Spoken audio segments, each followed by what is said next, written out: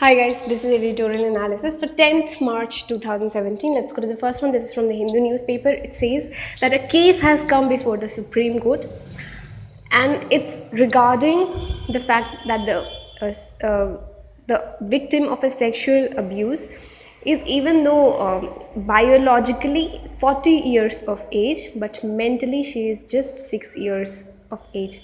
So the Supreme Court has to decide whether she should be treated as a child under the POSCO 2012 Act.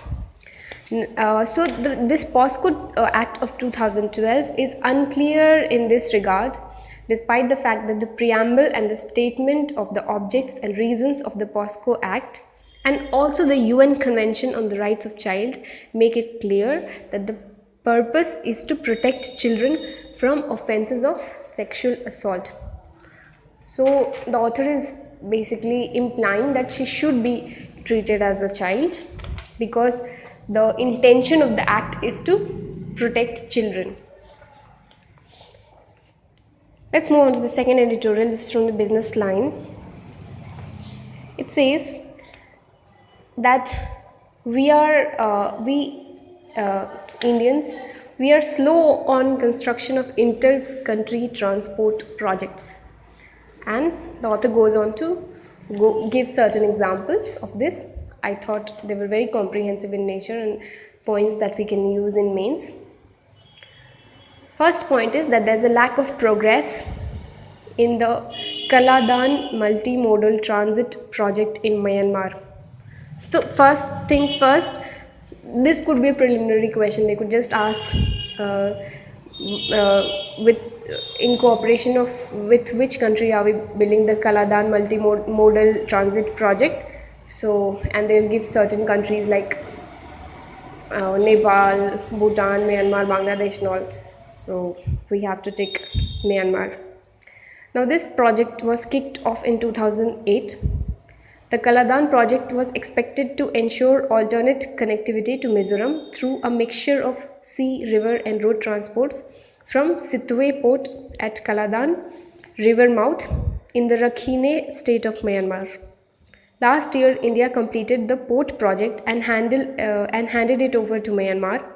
The inland river terminal at Paletwa, upstream of Kaladan, is near completion. At the Indian side, the extension of the Aizawl-Saiha SIHA national highway is near completion too. But the Zorinpui ZORINPUI Zorinpui Paletwa road is still missing. The factors the reasons why it is still missing is because of difficult terrain, local interferences, and resistance of unlawful activities. Secondly, the second example is that the trilateral highway between India, Myanmar and Thailand, this also lacks progress. The third example is the Kalewa that is in Myanmar, the Kalewa India highway that was opened in 2012 has 69 dilapidated bridges.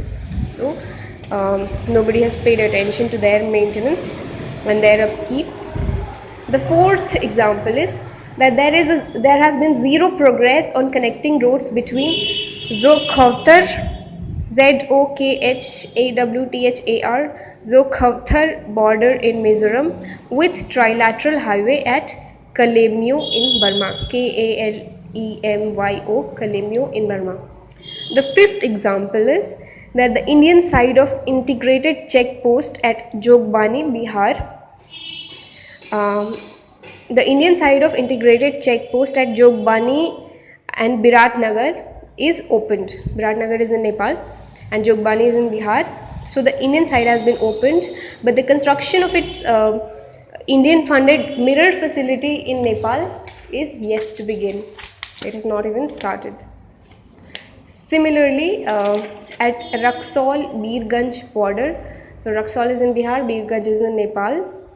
At that border, Indian side is ready, but the Indian funded Nepal side is still under construction. So these are about 5-6 examples. where we have failed in the construction of international transport projects.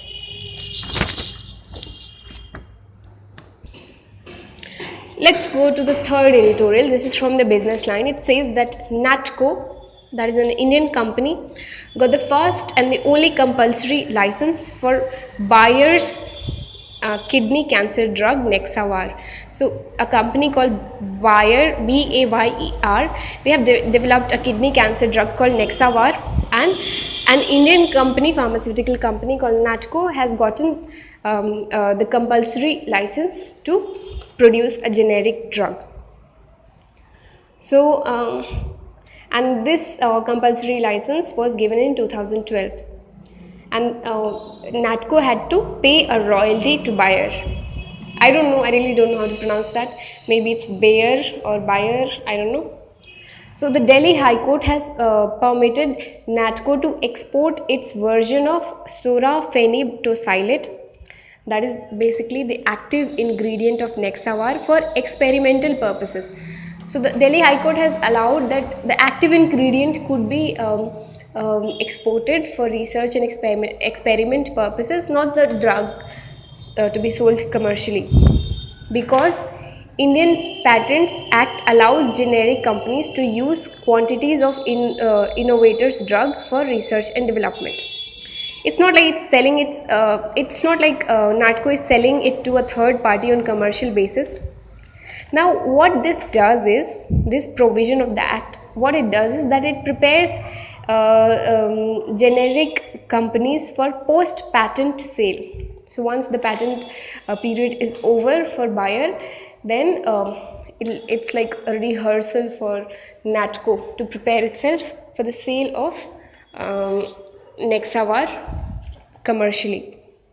Now legal eagles, they are mulling over the impact of interpreting cell, the word cell, as being allowed to export. Now this could affect the Indo-US relations. Anyways, Indian Patents Act seeks to prevent the provision of evergreening, which masquerades as innovation. So what this means is that the innovator company will basically make a small change, very idiotic change in the drug, and they will get the patent they will get the patent on it again, and it will continue again. So basically it will never come out in the generic market that way. So India and the third world countries, India is a third world country, and it used flexibility of the TRIPS, and it has benefited from it.